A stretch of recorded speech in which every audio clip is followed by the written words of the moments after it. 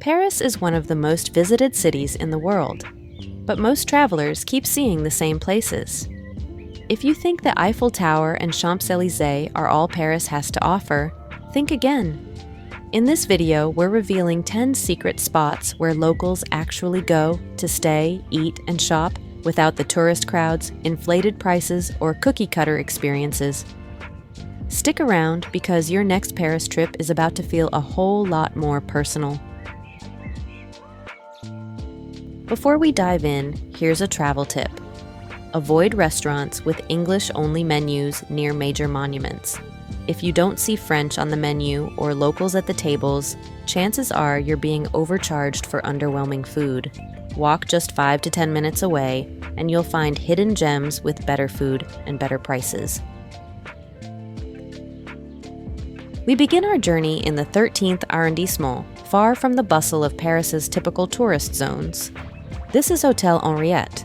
This boutique hotel is located on a narrow residential street that sees more locals than luggage carts.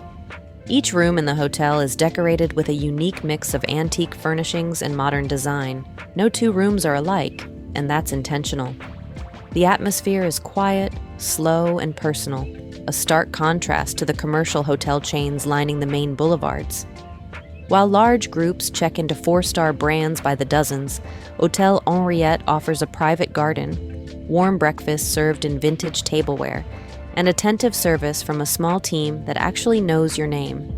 It's not where you stay if you want selfies in front of chandeliers. It's where you go to feel like you live in Paris, if only for a few nights. Most visitors miss this street entirely, but locals consider it a best-kept secret.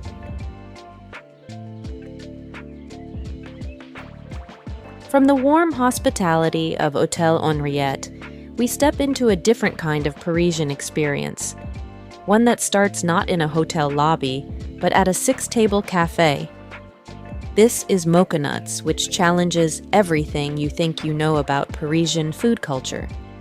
This isn't a big-name restaurant with a celebrity chef or a view of the Seine. It's a small 6-table spot run by a couple who've earned respect not from fame, but from consistency and heart. The menu changes daily based on what's fresh at the market that morning. You'll find Middle Eastern influences layered into French staples, like roasted lamb with za'atar yogurt or tahini cookies that often sell out before noon. It's open only on weekdays and closes by mid-afternoon, making it easy to miss. But for those who plan ahead, Mocha offers one of the most memorable meals in the city, without a white tablecloth in sight. The food is honest, seasonal, and always personal. Locals reserve well in advance. Most tourists never find it. With flavors still lingering, we travel just one arrondissement over to a place that buzzes not with clinking glasses, but with the raw sounds of a working street market. This is Marché in the 12th arrondissement. Unlike the curated stalls at tourist-heavy markets, this one feels lived in. The market has 2 parts: the outdoor section, where vendors shout prices over crates of fresh produce, and the covered Marché Beauvau, where local butchers, cheesemongers, and spice sellers set up shop year-round.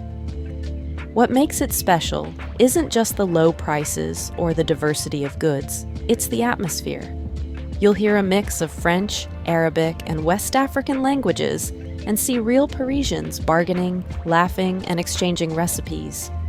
The antique and flea market just around the corner adds another layer, with vintage postcards, 1920s silverware, and worn leather books you won't find in souvenir shops. This isn't a market designed for Instagram, it's for people who still cook at home. If you want Paris beyond the gloss, start here. Trading the rush of outdoor stalls for a slower rhythm, we follow the canal north, where life moves at walking pace and a hotel blends minimal design.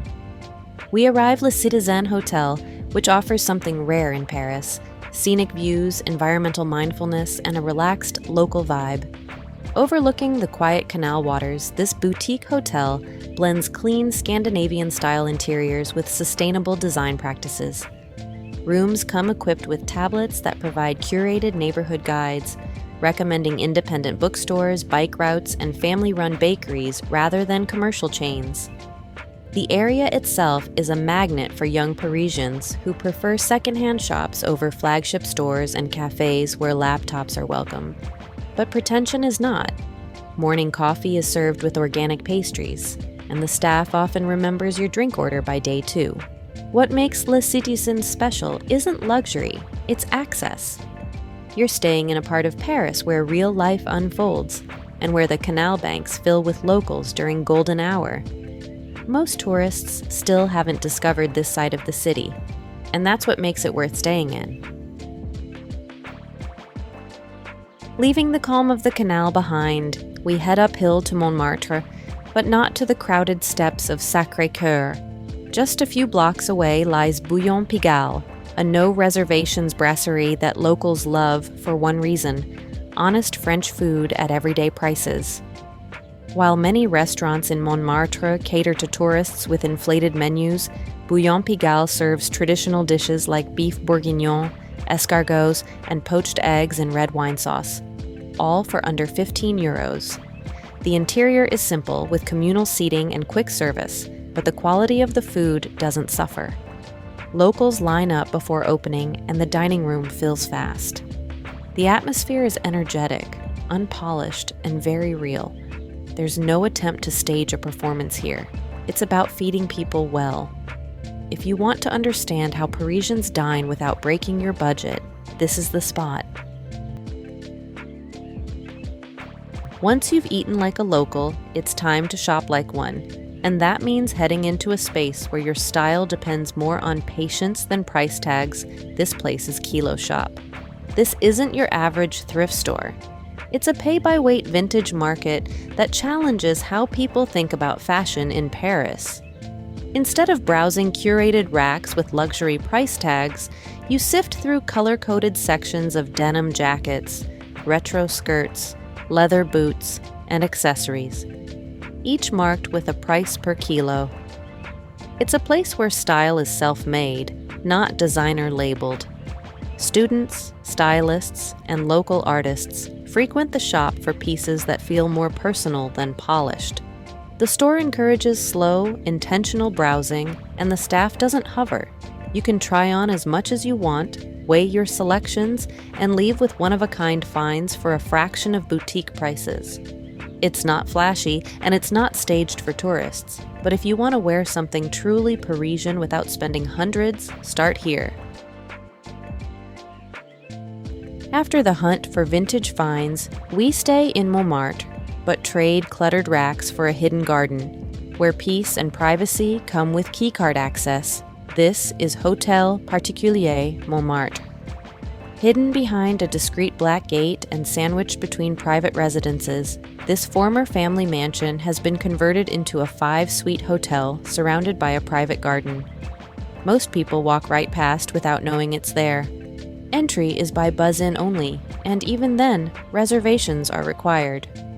Inside, you'll find a bar that feels more like a private club, a small restaurant where menus are printed daily, and art-filled rooms that blend classic and contemporary styles.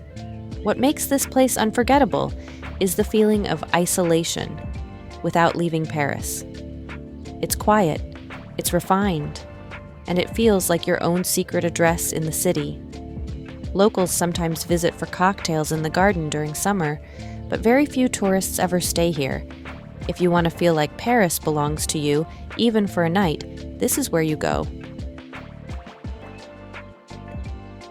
From whispered conversations under leafy trees, we shift to a livelier beat in the 11th Arrondissement, where seafood is served with zero frills. This is Clamato, a casual seafood restaurant that's anything but typical. There's no white tablecloth, no fixed menu, and no reservations. It's walk-in only, which turns many tourists away. But that's part of the charm. The menu focuses on small plates meant for sharing, with offerings that change daily based on what's fresh at the market. Think sea bream carpaccio with citrus, razor clams with chili oil, or oysters served with nothing but lemon and a splash of vinegar. Natural wines, many from independent French producers, fill the short, handwritten wine list. The space is compact, with a bar that fills quickly and tables that invite close conversation. The crowd is local, stylish, and there for the food, not the fanfare. It's not where you go for Instagram, it's where you go for one of the most satisfying seafood meals in Paris. With salt still on your lips, we drift toward the left bank, where a quiet staircase inside Paris's most famous bookstore leads to a forgotten corner full of secondhand stories. This is Shakespeare and Company, which are widely known as a historic English-language bookstore. Few visitors explore its lesser-known secondhand section tucked in the back. Away from the main entrance and the postcard displays, a small staircase leads to shelves lined with gently worn books, many of which are out of print or personally annotated by previous readers. Prices here are lower and the atmosphere is quieter, without the camera flashes or line of tourists waiting to get in. You're more likely to run into a Parisian browsing poetry than a guide-led group. The books here carry history, not branding, and the staff are happy to talk recommendations without pushing bestsellers. If you want to experience the soul of the store, not just its fame, head to the back. It's here that the stories feel personal, not promotional.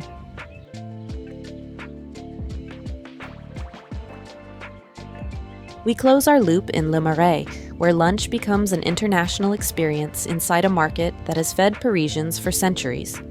You've reached Le Marché des Enfants Rouges, Paris's oldest covered food market and one of its most culturally rich.